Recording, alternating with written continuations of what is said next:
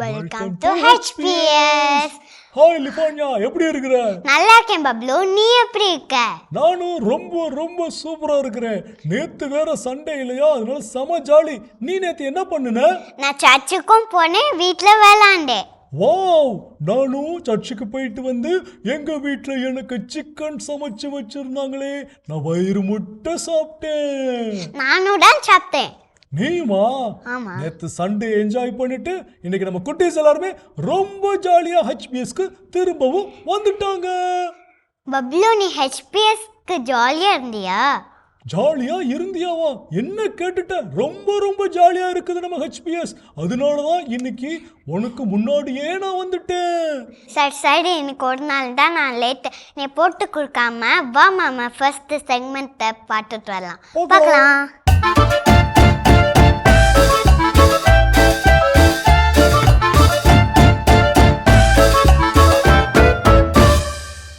என்ன குட்டீஸ், இன்னைக்கு நம்ம ஒரு ஆக்ஷன் சாங் கத்துக்கலாமா? யார் அந்த இயேசுன்னு பார்க்கலாம். ஓகேவா? யார் அந்த இயேசு நான் பார்க்க போறேனே, சண்டே ஸ்கூலுக்கு நான் போக போறேனே. யார் அந்த இயேசு நான் பார்க்க போறேனே, சண்டே ஸ்கூலுக்கு நான் போக போறேனே. யார் அந்த இயேசு நான் பார்க்க போறேனே, சண்டே ஸ்கூலுக்கு நான் போக போறேனே. யார் அந்த இயேசு நான் பார்க்க போறேனே, சண்டே ஸ்கூலுக்கு நான் போக போறேனே. இயேசுவோட செல்ல பிள்ளை நானே, மோட்சலோகம் நானு போக போறேனே. இயேசுவோட செல்ல பிள்ளை நானே, மோட்சலோகம் நான் போக போறேனே. இயேசுவோட செல்ல பிள்ளை நானே, மோட்சலோகம் நானு போக போறேனே. இயேசுவோட செல்ல பிள்ளை நானே, மோட்சலோகம் நான் போக போறேனே. நீயும் வாரியா, என் கூட வாரியா? நீயும் வாரியா, என் கூட வாரியா? நீயும் வாரியா, என் கூட வாரியா? நீயும் வாரியா, என் கூட வாரியா? யார் அந்த இயேசு நான் பார்க்க போறேனே, சண்டே ஸ்கூலுக்கு நான் போக போறேனே. யார் அந்த இயேசு நான் பார்க்க போறேனே, சண்டே ஸ்கூலுக்கு நான் போக போறேனே. யார் அந்த இயேசு நான் பார்க்க போறேனே, சண்டே ஸ்கூலுக்கு நான் போக போறேனே. யார் அந்த இயேசு நான் பார்க்க போறேனே, சண்டே ஸ்கூலுக்கு நான் போக போறேனே. இயேசுவோட செல்ல பிள்ளை நானே, மோட்சலோகம் நான் போக போறேனே. இயேசுவோட செல்ல பிள்ளை நானே, மோட்சலோகம் நான் போக போறேனே. நீயும் வாரியா, என் கூட வாரியா? நீயும் வாரியா, என் கூட வாரியா? யார் அந்த இயேசு நான் பார்க்க போறேனே, சண்டே ஸ்கூலுக்கு நான் போக போறேனே. சூப்பர் குட்டீஸ், இன்னைக்கு சாங் நல்லா கத்துக்கிட்டீங்க, அழகா பெர்ஃபார்ம் பண்ணீங்க. நாளைக்கு மறுபடியும் இது மாதிரி ஒரு புது சாங் கத்துக்கலாமா? Okay sister. Okay, bye bye sister. யார் அந்த இயேசு நான் பார்க்க போறேனே, சண்டே ஸ்கூலுக்கு நான் போக போறேனே. பப்ளு, பப்ளு ஸ்டாப் பண்ணு. பப்ளு ஸ்டாப் பண்ணு. நான் உன்னை தலைகீழ தொங்க விட்டா? வேற நான் நல்லா பாடினாலே லிஃபான்யாவுக்கு பிடிக்காது. இப்ப என்னதான் உனக்கு பிரச்சனை? நேத்து சண்டே தானே? ஆமா, அதுல என்ன உனக்கு டவுட்டு? நேத்து சண்டே கிளாஸுக்கு போனியா? ஐயோ பப்ளு, சாப்பிட மட்டும் முக்கியம் இல்ல, சண்டே கிளாஸும் போனோம். கரெக்ட் தான் லிஃபான்யா, நீ சொல்லிட்டல, இனிமேல் நான் கரெக்டா சண்டே கிளாஸ் போவேன், மிஸ் பண்ணாம போவேன். குட் பப்ளு. குட்டீஸ், நீங்களும் சண்டே கிளாஸ் மிஸ் பண்ணாம போகணும். கரெக்ட். கண்டிப்பா நம்ம குட்டீஸும் இதை நிச்சயம் செய்வாங்க, சண்டே கிளாஸ் மிஸ் பண்ணாம போவாங்க. இப்போ வா, நம்ம அடுத்த செக்மெண்ட்டை பார்க்கலாம்.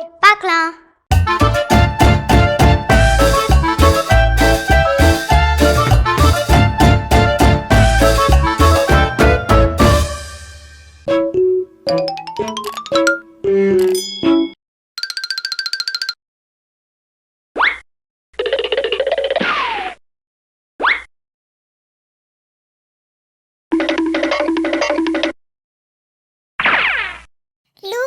10:25 முதல் 37 முடிய. திருச்சட்ட அறிஞர் ஒருவர் எழுந்து அவரை சோதிக்கும் நோக்குடன், போதகரே, நிலைவாழ்வை உரிமையாக்கிக் கொள்ள நான் என்ன செய்ய வேண்டும் என்று கேட்டார். அதற்கு இயேசு, திருச்சட்ட நூலில் என்ன எழுதியிருக்கிறது? அதில் நீர் என்ன வாசிக்கிறீர் என்று அவரிடம் கேட்டார். அவர் மறுமொழியாக, உன் முழு இதயத்தோடும் முழு உள்ளத்தோடும் முழு ஆற்றலோடும் முழு மனதோடும் உன் கடவுளாகிய ஆண்டவரிடம் அன்பு கூர்வாயாக. உன் மீது நீ அன்பு கூர்வது போல் உனக்கு அடுத்திருப்பவர் மீதும் அன்பு கூர்வாயாக என்று எழுதியுள்ளது என்றார். இயேசு, சரியாய் சொன்னீர், அப்படியே செய்யும், அப்பொழுது வாழ்வீர் என்றார். அவர் தம்மை நேர்மையாளர் என காட்ட விரும்பி, எனக்கு அடுத்திருப்பவர் யார் என்று இயேசுவிடம் கேட்டார்.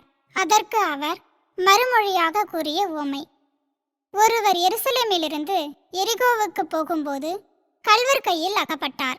அவருடைய ஆடைகளை அவர்கள் உரிந்து கொண்டு அவரை அடித்து குற்றுயிராக விட்டு போனார்கள். குரு ஒருவர் தற்செயலாய் அவ்வழியே வந்தார்.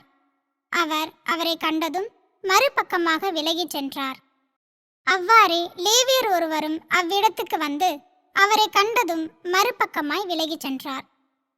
ஆனால் அவ்வழியே பயணம் செய்து கொண்டிருந்த சமாரியர் ஒருவர் அருகில் வந்து அவரை கண்டபோது அவர் மீது பரிவு கொண்டார்.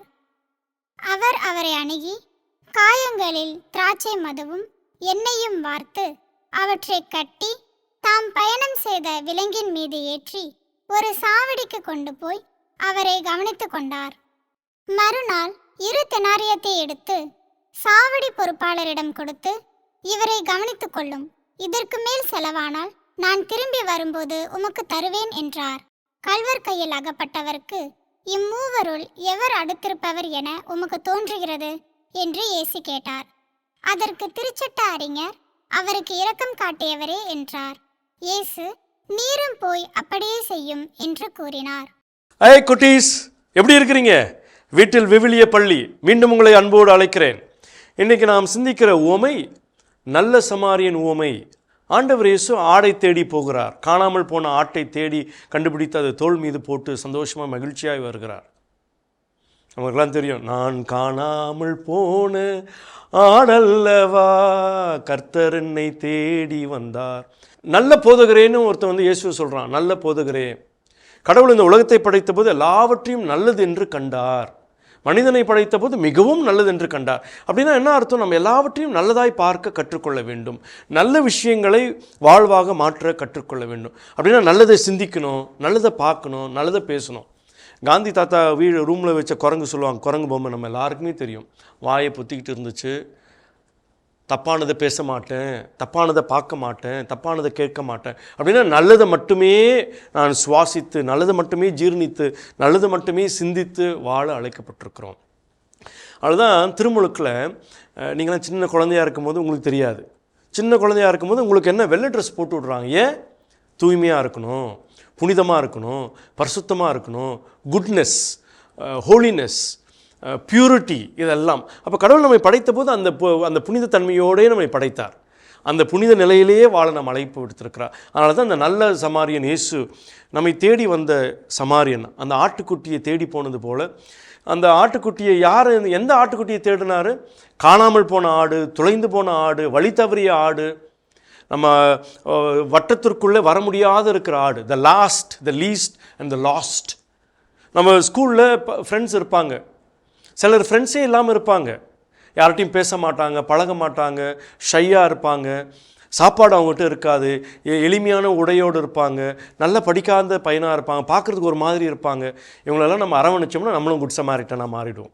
இயேசுவை போல் நம்மும் அரவணைச்சு, எல்லாரையும் அன்பு செய்கிற குட் சமாரிட்டனாக மாற ஆண்டவர் அழைக்கிறார். அதுதான் நம்ம சொல்கிறோம், நல்ல சமாரியன் இயேசு என்னை தேடி வந்தாரே, என்னை கண்டாரே, அணைத்து கொண்டாரே. உங்கள் ஃப்ரெண்ட்ஸ், ஃப்ரெண்ட்ஸ் வட்டத்தில் இல்லாதவங்கள அரவணைச்சிக்க முடியுமா, கை கொடுக்க முடியுமா, தோள் சேர்க்க முடியுமா, உங்கள் வீட்டுக்கு கொண்டு போய் சாப்பிட வைக்க முடியுமா, அவங்களுக்கு ஹெல்ப் பண்ண முடியுமா, ஃபீஸ் கட்ட முடியுமா, அப்பா அம்மாட்ட சொல்லி அவங்களுக்கு கிறிஸ்மஸ்க்கு, பொங்கலுக்கு, தீபாவளிக்கு புது ட்ரெஸ் ஏதாவது எடுத்து கொடுக்க முடியுமா? அப்படி செய்யும்போது நீங்களும் ஒரு நல்ல சமாரியனாக மாறுவீங்க. உங்களால் முடியும். You can do it. Okay friends, நாளைக்கு சந்திப்போம் புதிய ஓமையோடு. Good bye. God bless you.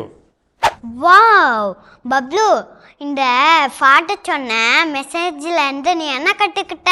நானா மற்றவங்களுக்கு ஹெல்ப் தேவைப்பட்டுச்சுன்னா எந்த ஹெசிடேட்டும் இல்லாமல் நாம் ஹெல்ப் பண்ணணும்னு கற்றுக்கிட்டேன். குட் பப்ளு, அப்பதான் மாமா குட் பாய்ஸா குட் கேர்ள்ஸா இருக்க முடியும். எஸ், கரெக்டாக சொன்ன. நீ குட் கேர்ளா? ஆமா பப்ளு. அப்போ எனக்கு ஒரு ஹெல்ப் பண்ணுவியா? ஹெல்ப் பண்ணுவேனே, உன்னை மறைக்கணுமா?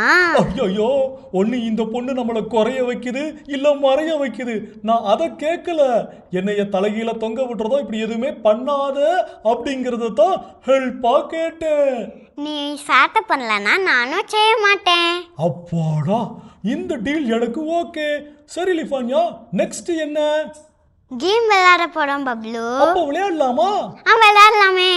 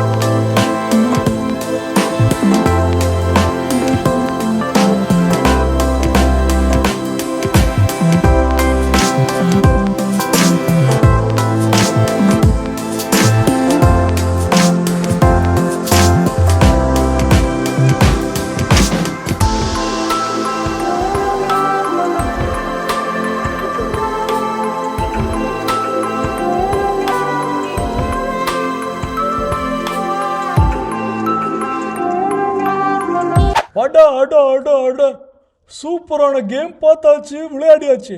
ஆமா லிஃபான்யா, நீ சொன்னல நேத்து எங்க வீட்டுல கேம் விளையாடினேன்னு.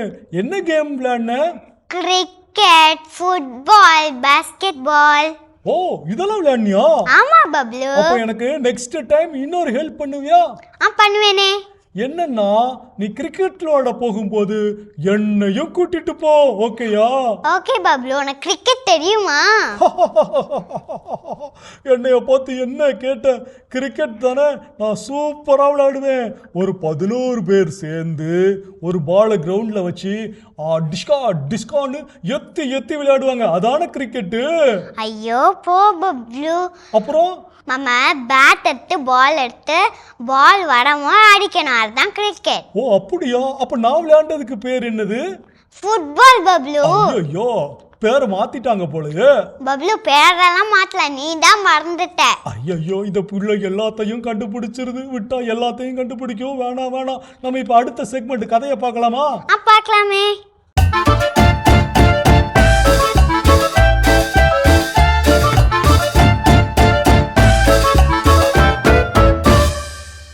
வாங்க வாங்க சொல்லுங்களா, எல்லாம் எப்படி இருக்கிறீங்க? திரும்பவும் இன்னைக்கு உங்களை சந்திச்சதுல எனக்கு ரொம்ப சந்தோஷம். எல்லாரும் எப்படி இருக்கிறீங்க? நம்ம HBS ப்ரோக்ராம்லாம் உங்களுக்கு பிடிச்சிருக்குதா? அப்புறம் ஒரு முக்கியமான விஷயம், நம்ம HBS ப்ரோக்ராமை நல்லா கவனிங்க. ஏன்னா இதில் ஒரு கண்டெஸ்ட் நடக்குது, உங்கள் எல்லாருக்கும் நல்லா தெரியும். சரியா பதில் சொல்கிற 10 பேருக்கு சிறப்பு பரிசு காத்திருக்குது, மறந்துடாதீங்க. சரி, அப்படி இன்னைக்குள்ள கதைக்குள்ளே போகலாமா? இன்னைக்கு உள்ள கதையில் நம்ம யாரை தெரிஞ்சுக்க போகிறோம் அப்படின்னு பார்த்தீங்கன்னா, புனித கிறிஸ்டோஃபர். இன்னைக்கு நிறைய பேருக்கு கிறிஸ்டோஃபர் அப்படின்னா நிறைய பேர் வைக்கிறோம் இல்லையா? அந்த புனிதரை பற்றி தான் தெரிஞ்சுக்க போகிறோம். இவர் கிபி 1ஆம் நூற்றாண்டு, அதாவது முதல் நூற்றாண்டுல வாழ்ந்தாருன்னு சொல்லப்படுது. ஆனால் எப்போ பிறந்தார் அப்படிங்கிற சரியான தகவல் எதுவும் இல்லை. இவரோட ஒரிஜினல் நேம், அவங்க அப்பா அம்மா வச்ச பேர் என்ன அப்படின்னா ரெப்ரோபஸ், அதுதான் அவருக்கான ஒரிஜினல் பேர். அவர் சின்ன வயசுல எல்லா பசங்களை விடவும் ரொம்ப டால், அதாவது நல்ல உயரமாகவும் நல்ல ஸ்ட்ராங்காகவும் இருந்தாரா. அதனால அவர் ஒரு சோல்ஜராக மாறணும்னு ரொம்ப ஆசைப்பட்டாரு. அப்போ மன்னராட்சி நடந்துட்டு இருந்துச்சா. இந்த உலகத்திலேயே வலிமையான மன்னர் யாரோ அவருக்கு கீழே அவருக்கு சேவை செய்யக்கூடிய ஒருத்தனா தான் நான் இருக்க போறேன் அப்படின்னு அவர் முடிவு பண்ணி அப்படிப்பட்ட ஒரு அரசரை அவர் தேடி போனார். நிறைய நாடுகளில் தேடி ஒரு வலிமையான அரசரை கண்டுபிடிச்சாரு. அவர் தான் இந்த உலகத்திலே ரொம்ப பெரிய அரசர்னு கிறிஸ்டோஃபர் நம்பினார்.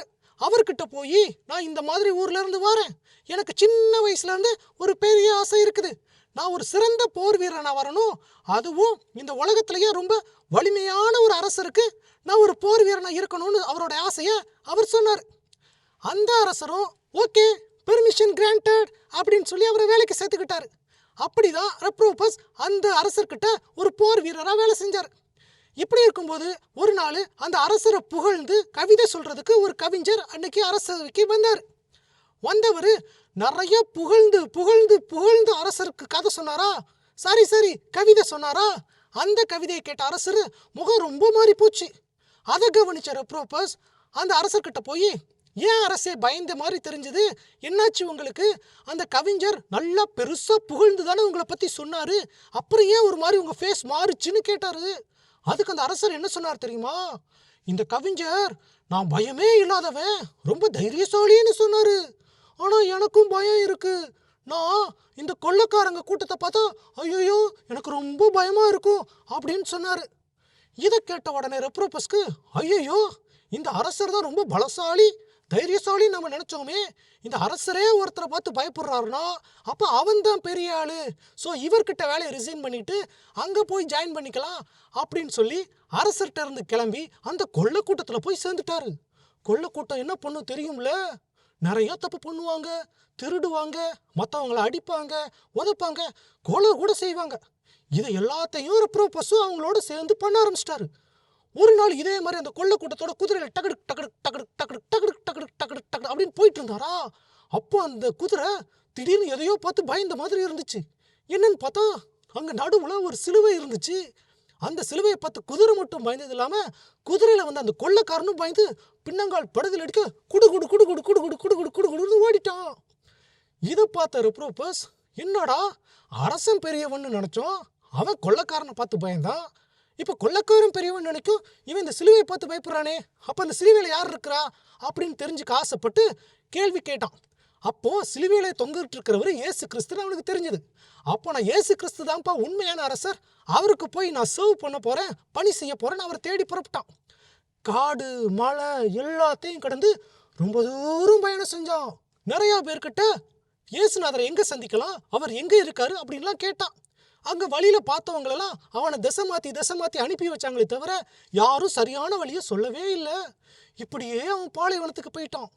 அந்த பயண களைப்புல ஒரு நாள் தடுக்கி விழுந்தப்போ அங்க பக்கத்துல ஒரு குடிசையில ஒரு துறவி ஒருத்தர் இருந்தார். அவர் ரெப்ரோபஸை கூப்பிட்டு காப்பாற்றி அவனுக்கு நல்லா ரெஃப்ரெஷ் பண்ணி அவனுக்கு தண்ணி கொடுத்து சாப்பாடு கொடுத்து அவனை பார்த்துக்கிட்டார். ரெப்ரோபஸ் நான் ஏன் வந்தேன் அப்படிங்கிற காரணத்தை அந்த துறவி கிட்ட சொன்னான். துறவி இவ்வளோதானா, இயேசுநாதர் யாருன்னு நான் உனக்கு சொல்றேன்னு சொல்லி இயேசு கிறிஸ்துவோட முழு வரலாறையும் அந்த ரெப்ரோபஸ்க்கு அந்த துறவி சொல்லி கொடுத்தாரு. உடனே இதை கேட்ட உடனே ரெப்ரோபஸ்க்கு பயங்கர ஆவேசமா அவனோட வாளை உருவி இயேசு கிறிஸ்துவுக்காக நான் போரிட போறேன், இந்த உலகத்துல சண்டை போட போறேன் நான் அப்படின்னு சொன்னான். அப்போ அந்த துறவி சொன்னாரு, இயேசு கிறிஸ்துக்கு இப்படி சண்டை போட்டெல்லாம் உதவி பண்ண முடியாது, அவருக்கு பணி செய்யணும்னா நீ நிறைய உதவிகள் செய்யணும்னு சொல்லி கொடுத்தாரு. அதை எப்படி செய்யறது அப்படின்னு ரெப்ரோபஸ் கேட்ட உடனே அங்க பக்கத்துல இருந்து ஒரு ஆத்துக்கு கூட்டு போனாரு. இந்த ஆத்தை தாண்டி ஒரு கோவில் இருக்கு. அந்த கோவிலுக்கு வயசானவங்களால போகவே முடியாது. அதனால அவங்க கடக்க முடியாம கஷ்டப்படும் போது நீ அவங்களுக்கு உதவி பண்ணனா அது கடவுளுக்கே பண்ண மாதிரி இருக்கும் அப்படின்னு சொன்னாரு. இதை கேட்ட ரெப்ரோபஸ்க்கு அது ரொம்ப பிடிச்சு போய் அந்த ஆற்று பக்கத்துலேயே ஒரு குடிசையை போட்டு உட்காந்து யாரெல்லாம் அந்த கோயிலுக்கு இந்த ஆற்றை கடக்க முடியாமல் கஷ்டப்படுறாங்களோ அவங்கள தன்னோட தோள் மேலே தூக்கி உட்கார வச்சு ஆற்றை கடந்து கொண்டு போய் விடுறதுக்கு ஹெல்ப் பண்ணார். ஏன்னா நம்ம ஃபஸ்ட்டே சொன்னோம்ல, ரெப்ரோபஸ் எப்படி இருந்தார், ரொம்ப டாலாக ரொம்ப ஸ்ட்ராங்காக இருந்தார் இல்லையா, அதனால ஈஸியாக வந்து எல்லாரையும் தூக்கிக்கிட்டு ஆற்றை கடக்க விட்டார்.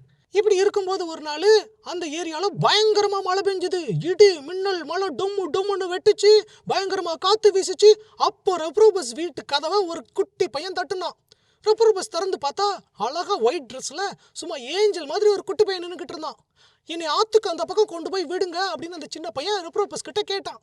ஏன் உன் கூட பெரிய ஆட்கள் யாருமே வரலையா அப்படின்னு ரெப்ரோபஸ் கேட்டதுக்கு, இல்லை நீ என்னை கொண்டு போய் அந்த பக்கம் விடு, நான் கண்டிப்பாக அந்த கோவிலுக்கு போகணும்னு அந்த சின்ன பையன் சொன்னான்.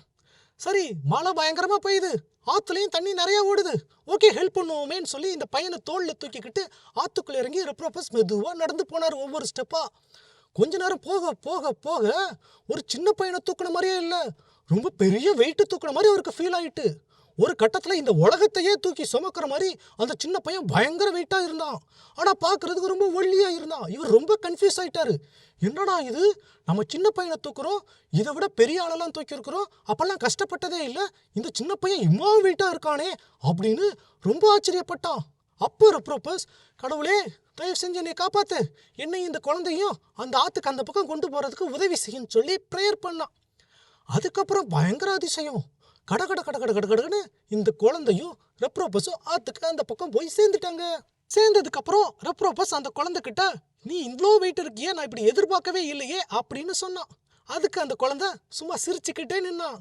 இதை பார்த்த ரெப்ரோபஸ் புரிஞ்சுக்கிட்டான், எஸ் இது வரைக்கும் நான் சுமந்துட்டு வந்தது சாதாரண சின்ன பையன் இல்லை, இதுதான் குழந்தை இயேசு, நான் இயேசுவைத்தான் என் தோளில் வச்சு இந்த ஆற்றை கடந்து கூட்டிகிட்டு வந்திருக்கிறேன்னு தெரிஞ்சு, நான் என்னுடைய கனவை நிறைவேற்றிட்டேன், இந்த உலகத்துடைய அரசருக்கு நான் பணி செஞ்சுட்டேன் அப்படின்னு ரொம்ப சந்தோஷமாக இருந்தார். அப்போதான் அந்த சின்ன பையன் அந்த ரெப்ரோபஸ்க்கு ஒரு பேர் கொடுத்தாரு. அந்த பேர் தான் கிறிஸ்டோஃபர், அதாவது கிறிஸ்துவை சுமந்தவர். இப்போ தெரியுதா கிறிஸ்டோஃபருங்கிற பேர் அவருக்கு எப்படி வந்துச்சுன்னு? ஓகே குட்டீஸ், இதே மாதிரி நாளைக்கு வேற ஒரு புனிதரோட உங்களை வந்து சந்திக்கிறேன். Tata, bye bye. வாவ், இன்னைக்கான செயின்ட் ஸ்டோரி எப்படி இருந்துச்சு பப்ளு? இன்னைக்கா ரொம்ப ரொம்ப சூப்பராக இருந்துச்சு லிஃபான்யா. எனக்கு ரொம்ப நாளாக இருந்த ஒரு டவுட்டு இன்னைக்கு தான் கிளியர் ஆச்சு. என்ன டவுட் பப்ளு? அதாவது நான் நிறைய கார்ல ஒரு விஷயத்தை பார்த்துருக்கேன். என்ன விஷயம்? நடுவுல செயின்ட் கிறிஸ்டோபர் ஸ்டாச்சு வச்சிருப்பாங்க இல்லையா?